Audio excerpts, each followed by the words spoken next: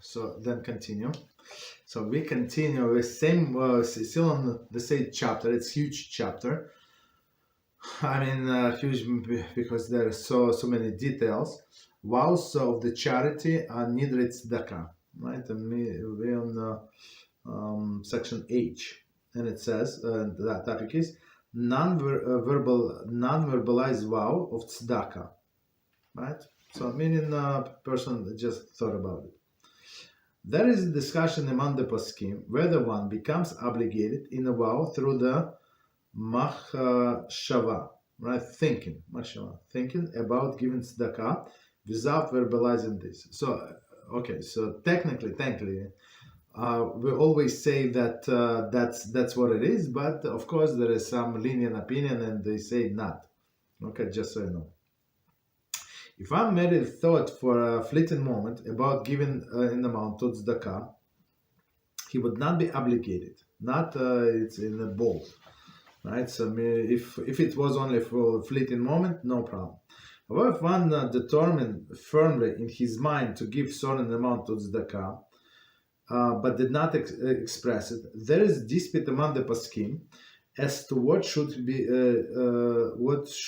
be done. Okay, so before we continue, so at least we have some leniency. If you had only for one moment, right, in your mind, okay, it's not count. No, nobody said it does. Okay, so no problem. But if person decided again, just decided in his on her mind, nothing was said out loud, just in the mind, but it was decided in mouth and to whom.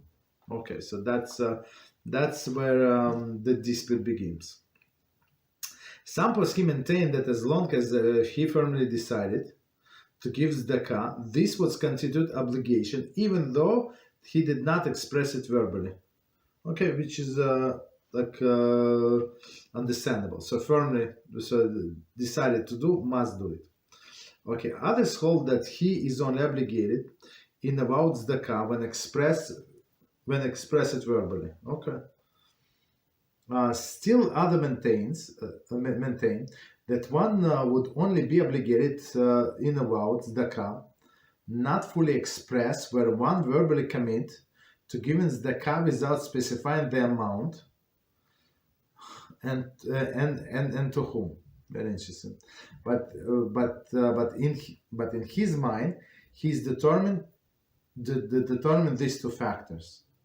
However, if one did not express his intention verbally, he would not be obligated to give tzedakah. Generally, one should follow the most stringent opinion that even without expressing the intention to give tzedakah,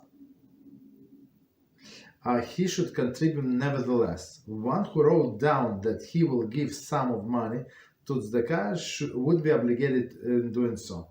So let's do this piece again. I thought, it's a lot of details, so we're going to go line by line. A lot of details.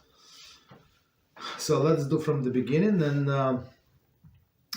for first few lines we can skip. So basically, there is discussion if a person just thought in his mind without verbalizing. Is he obligated or not? That's the topic. If one merely thought for a fleeting moment about the given amount to tzedakah, he would not be obligated. Okay, so he thought maybe even to whom to give, and even amount or just amount, right? So in this case, if it's like for a fleeting moment, no problem. Okay.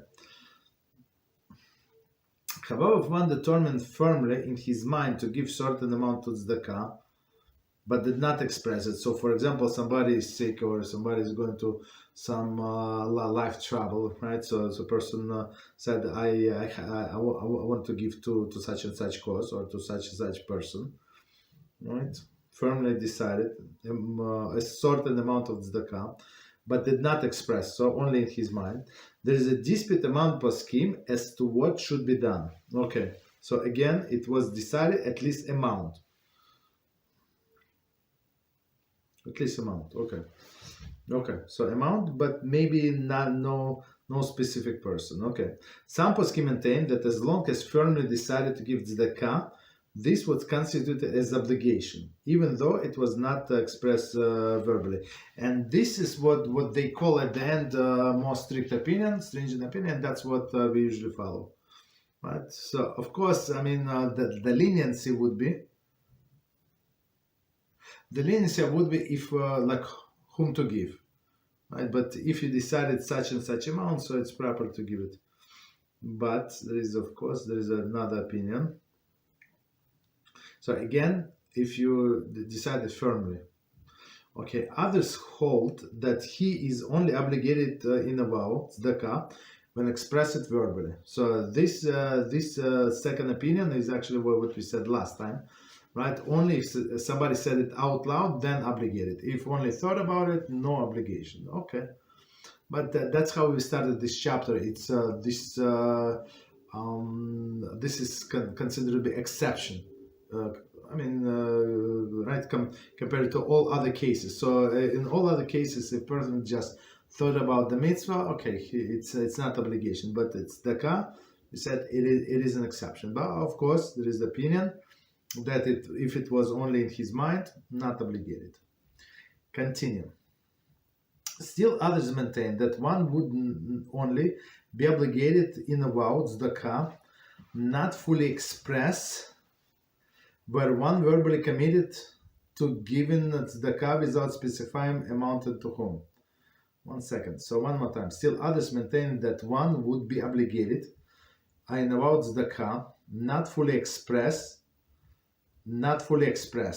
Okay, meaning that he said I should give tzedakah, where one verbally committed to giving tzedakah, right? For example, for whatever is going on in his life, so I have to give tzedakah without specifying amount and whom. So meaning those are two variables, but so he can say I'll give $1. Okay, but in his mind he determined these two factors. So it's very interesting. Out loud he said I should give tzedakah, right? Let's say somebody heard him, but in his mind he knew how much and to whom. Okay. However, if one did not express the intention verbally, he would not be obligated to give tzedakah. Okay, so meaning it's not just a general statement. It's not exactly commitment on one hand, right? Okay. Generally, one should follow the most stringent opinion that even without expressing his intention to give tzedakah, he should contribute nevertheless. So meaning. We're talking about this case specific, in general also, but this specific case. So if he said I have to give tzedakah, but in his mind it was amount and then a person whom to give, so he should proper to follow this his intention. One who wrote down that he will give sum of money to tzedakah would be obligated doing so. But that's